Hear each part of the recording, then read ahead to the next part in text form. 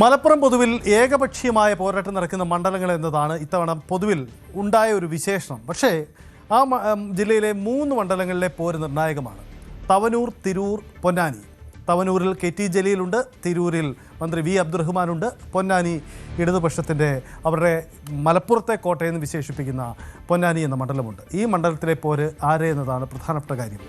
ബേപ്പൂരിൽ PV അൻവറിനെ പോലെ തവനൂരിൽ വിജയം ഉറപ്പിച്ച് വെല്ലുവിളി നടത്തിക്കൊണ്ടായിരുന്നു KT ജലീൽ കഴിഞ്ഞ ദിവസങ്ങളൊക്കെ നീക്കം നടത്തിയത്.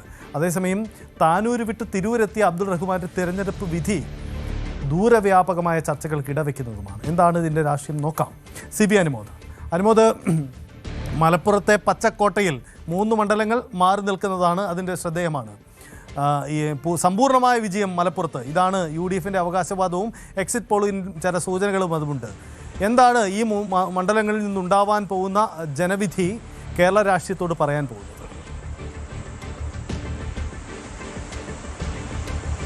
സജിത്ത്, മലപ്പുറത്ത് ഏറ്റവും വലിയ പോരാട്ടം നടക്കുന്ന 3 മണ്ഡലങ്ങളാണ് നമ്മളിപ്പോൾ വിലയിരുത്താൻ പോകുന്ന പൊന്നാനിയും തവനൂരും തിരൂരും. നമുക്കറിയാം, പൊന്നാനി എപ്പോഴും ഇടതുപക്ഷത്തിന്റെ കഴിഞ്ഞ 20 വർഷമായി ഇടതുപക്ഷത്തിന്റെ സ്ഥാനാർത്ഥി പാർട്ടി ചിഹ്നത്തിൽ ജയിക്കുന്ന ഒരു മണ്ഡലമാണ്. പക്ഷേ ഇത്തവണ അവിടെ പാർട്ടിക്കുള്ളിലെ സ്ഥാനാർത്ഥി നിർണയത്തോടനുബന്ധിച്ചുണ്ടായ അന്തഛിദ്രങ്ങൾ അത് വലിയ തോതിൽ തന്നെ ചർച്ചയായിരുന്നു. കഴിഞ്ഞ തവണ, അതായത് 2021 ഒരു പരസ്യ പ്രകടനം നടത്തിയ ഒരു പൊട്ടിത്തെറിയായിരുന്നെങ്കിൽ ഇത്തവണ എരിഞ്ഞുകൊണ്ടിരിക്കുന്ന, അതായത് വോട്ടെടുപ്പിന്റെ തലേന്ന് വരെ എരിയുന്ന തരത്തിലൊരു പ്രതിഷേധമായിരുന്നു. അതുകൊണ്ട് പൂർണ്ണമായിട്ട് ആ പ്രതിഷേധം അമർച്ച ചെയ്യാൻ അല്ലെങ്കിൽ പരിഹരിക്കാൻ ഇടതുപക്ഷത്തിന് കഴിഞ്ഞു എന്ന ആത്മവിശ്വാസം അവർ തന്നെ പ്രകടിപ്പിക്കുന്നില്ല. TM സിദ്ദിഖിനെ സ്ഥാനാർത്ഥിയാക്കാതെ MK സക്കീറിനെ സ്ഥാനാർത്ഥിയാക്കിയതിനെതിരെയായിരുന്നു ആ പ്രതിഷേധം ഉണ്ടായിരുന്നത്. സ്വാഭാവികമായിട്ടും അത് എങ്ങനെ വോട്ടിംഗിൽ പ്രതിഫലിച്ചു എന്നുള്ളതാണ് അറിയേണ്ടത്. ഇടതുപക്ഷത്തിന്റെ ശക്തി കേന്ദ്രങ്ങൾ എപ്പോഴും തീരദേശ മേഖലയോട് ബന്ധപ്പെട്ട പഞ്ചായത്തുകളാണ്. അവിടെ ഇത്തവണ ഇടതുപക്ഷത്തിന് അനുകൂലമല്ലാത്ത ഒരു നീക്കം ഉണ്ടായാൽ, അതായത് KP നൗഷാദ് അലിക്ക് അനുകൂലമായിട്ടൊരു സാഹചര്യം ഉണ്ടെങ്കിൽ അത് എങ്ങനെ മറികടക്കുമെന്നുള്ളതാണ് ഇടതുപക്ഷത്തിന്റെ ഏറ്റവും വലിയ ഒരു ആശങ്കയായിട്ടുള്ളത്. MK സക്കീറിന് രാഷ്ട്രീയ ഭേദമന്യേ ഒരു സ്വീകാര്യത ഉണ്ടെന്നും ആ സ്വീകാര്യത UDFിന്റെ ശക്തി കേന്ദ്രങ്ങളായ മേഖലയിൽ നിന്ന് പോലും അദ്ദേഹത്തിന് അനുകൂലമായിട്ട് വോട്ട് നേടാൻ സഹായിക്കുമെന്നുമാണ് ഇടതുപക്ഷത്തിന്റെ പ്രതീക്ഷ. വലിയ പ്രതീക്ഷ. മുമ്പൊക്കെ 17,000-ന് മുകളിലാണ് ഭൂരിപക്ഷം കണക്കാക്കിയിരുന്നെങ്കിൽ 5,000-ന് മുകളിൽ മാത്രമാണ് ഇടതുപക്ഷം ഇത്തവണ ഭൂരിപക്ഷം തന്നെ പൊന്നാനി മണ്ഡലത്തിൽ കണക്കാക്കുന്നത്. മറുവശത്ത് UDF ആണെങ്കിൽ ഇടതുപക്ഷത്തിന്റെ ഉള്ളിലെ ഈ അന്തഛിദ്രവും, മറിച്ച് അതിനൊപ്പം തന്നെ KP നൗഷാദ് അലി 2 വർഷത്തിലേറെ പൊന്നാനിയിൽ പ്രവർത്തിച്ച് ഉണ്ടാക്കിയ ബന്ധങ്ങളും പരിഹരിച്ച പ്രശ്നങ്ങളും ഒക്കെ അദ്ദേഹത്തിന് അനുകൂലമായിട്ടുള്ള ഒരു നിലപാട് ഇടതുപക്ഷത്തിന്റെ ഭാഗത്തിലെ പ്രവർത്തനങ്ങളിൽ നിന്നുണ്ടാകുന്ന കണക്കൂട്ടലാണ്. അങ്ങനെയാണെങ്കിൽ നേരിയ ഒരു മാർജിനിൽ, 2,000-നും 3,000-നും മാർജിനിൽ ഒരു അട്ടിമറിയാണ് ഇടതുപക്ഷത്തിന്റെ കോട്ടയിൽ UDF പ്രതീക്ഷിക്കുന്നത്. പൊന്നാനി അത് പക്ഷേ ആത്മവിശ്വാസം LDFിനാണെങ്കിൽ പോലും ഒരു അട്ടിമറി സാധ്യതയാണ് അവിടെ UDF കണക്കാക്കുന്നത്. തവനൂരിലേക്ക് വരുമ്പോൾ സാഹചര്യങ്ങൾ അല്പം കൂടി വ്യത്യസ്തമാണ്. നമുക്കറിയാം, തവനൂര് ജലീൽ മത്സരിക്കുമോ ഇല്ലയോ എന്നുള്ള ചർച്ചകളായിരുന്നു ആദ്യം മുഴുവൻ ഉണ്ടായിരുന്നത്. ഇനി രാഷ്ട്രീയത്തിലേക്കില്ല എന്ന് പറഞ്ഞ് വിരമിക്കൽ പ്രഖ്യാപിച്ച ജലീൽ ആദ്യം 3 വർഷം മണ്ഡലത്തിൽ തിരിഞ്ഞു നോക്കാത്തതിന്റെ എല്ലാ പ്രതിസന്ധിയും പ്രചരണത്തിന്റെ ഓരോ ഘട്ടത്തിലും നേരിട്ട് തന്നെ അനുഭവിക്കുന്ന സാഹചര്യമായിരുന്നു. പക്ഷേ അവിടെ അതെല്ലാം മറികടന്ന് 5,000-നും 8,000-നും ഇടയിലൊരു ഭൂരിപക്ഷമാണ് ഇടതുപക്ഷം കണക്കാക്കുന്നത്, ജലീൽ കണക്കാക്കുന്നത്.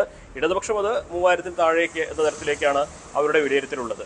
അവിടെ ജലീലിനെതിരായിട്ടുള്ള ഒരു വികാരമുണ്ടെങ്കിൽ അത് തീർച്ചയായിട്ടും VS ജോയിക്ക് ഗുണം ചെയ്യുമെന്നൊരു കണക്കൂട്ടലാണുള്ളത്.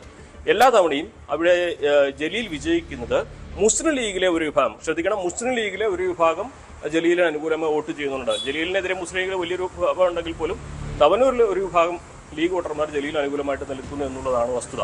ആ തരത്തിലൊരു വോട്ട് ചോർച്ച UDFിന്റെ വോട്ട് ബാങ്കിൽ നിന്ന് LDFിന് അനുകൂലമായിട്ട് ഉണ്ടായിട്ടുണ്ടെങ്കിൽ, അത് ആവർത്തിക്കുന്നുണ്ടെങ്കിൽ ഇത്തവണയും ജലീലിന് വിജയിച്ച് കയറാനാകും. പക്ഷേ VS ജോയി അവിടെ DCC പ്രസിഡന്റ് എന്ന നിലയിൽ വലിയ ആത്മവിശ്വാസത്തോടെ തന്നെയാണ് മുന്നോട്ട് പോകുന്നത്. തിരൂരിലാണെങ്കിൽ UDFിൽ നിന്ന് LDFിന് അനുകൂലമായ ഒരു ക്രോസ് വോട്ടിംഗ് നടന്നാൽ അവിടെ വിജയിക്കാനാകുമെന്ന കണക്കുകളാണ് LDFിനുള്ളത്. LDFിന്റെ കണക്കിൽ 6,000-ഓളം വോട്ട് പിന്നിലാണ്. പക്ഷേ 10,000-ഓളം വോട്ടുകൾക്ക് വിജയിക്കാനാകുമെന്നാണ്. അത് അദ്ദേഹത്തിന്റെ മാത്രം മികവായിട്ട്, അല്ലെങ്കിൽ അദ്ദേഹം നേടുന്ന വോട്ടുകൾ, അദ്ദേഹത്തിന്റെ സ്വന്തം ക്രെഡിറ്റിൽ നേടുന്ന വോട്ടുകളായിരിക്കും തിരൂരിലെ ഫലം നിർണ്ണയിക്കുക. ശരി, എന്തായാലും മലപ്പുറത്തെ ഈ 3 മണ്ഡലങ്ങളിലെ വിധിയാണ് ഏറ്റവും നിർണായകം. അനുമോദ് സൂചിപ്പിച്ചതുപോലെ ഈ ലീഗ് കോട്ടയിലെ മാറി നിൽക്കുന്ന സവിശേഷ രാഷ്ട്രീയം പറയുന്ന ഈ മണ്ഡലങ്ങളിൽ എന്ത് സംഭവിക്കുന്നു എന്നതാണ്. ഒരു ഏകപക്ഷീയ വിജയം മലപ്പുറത്തുണ്ടായെങ്കിൽ അത് ഇടതുപക്ഷത്തെ ഇരുത്തി ചിന്തിപ്പിക്കുന്ന കാര്യം കൂടിയായി മാറുകയാണ്.